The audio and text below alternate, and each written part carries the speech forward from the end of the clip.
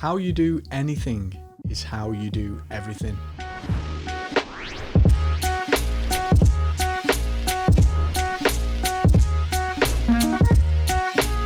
I was reading a book by Richard Rohr called Falling Upward. A few phrases in that book stopped me in my tracks. Lifting weights and listening to Richard's book narrated in my ears, I had to stop, almost dropped a dumbbell onto my toe when I heard the words that came from that book. They moved me. The first was the idea of how you show up and approach everyday life. Everything. How you do anything dictates how you do everything.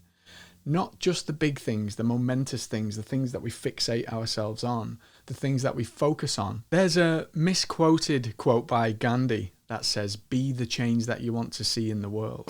Actually, the quote is, if we could change ourselves, the tendencies in the world would also change. And what that actually means is when we make a change in how we decide to show up, we change. The world is the same both before and after we make that choice, but we see it differently.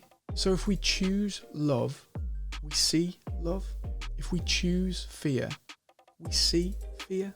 And in Falling Upwards, Richard talks about Eros and Thanatos. So Eros is the Greek god of love and of sex, the spirit of love energy of doing a task. Thanatos is the personification of death in Greek mythology. And that is the spirit of doing things from a kind of pessimistic, negative approach.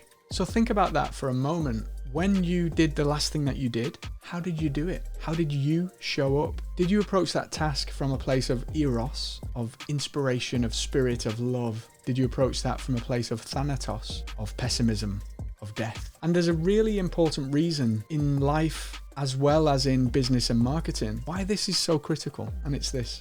We actually respond to one another's energy more than to people's exact words or actions. In any situation, you're taking or giving of energy. That is all down to how you show up. How you show up in every moment of every day. Dr. Joe Dispenza talks about the chemical reactions behind thoughts. If we have a thought, it triggers a chemical reaction that affects our autonomic nervous system. If that thought is positive, it carries certain chemicals. If that thought is negative, it carries certain chemicals. Those chemicals have an effect on how we feel and how we then think, because it's a cycle. We think, it triggers an emotion. We have an emotion, it triggers a thought, and it goes around in a loop. Viktor Frankl said, I'm full of quotes today, aren't I? In the moment between stimulus and response, we have a choice in that moment, in that space. Eckhart Tolle calls it the now. Joe Dispenza calls it the generous present moment. In that generous present moment, you have a choice as to how you do anything, how you do everything. How will you show up? Will you show up with love? Will you show up with thanatos? Because the energy with which you show up dictates how the world shows up for you. Maya Angelou said it differently. She said, people will forget what you said, they'll forget what you did, but they never forget how you made them feel. It's the same thing. It's energy. So how will you show up right now, today, in the mundane as well as the glorious? How will you choose to show up? Namaste.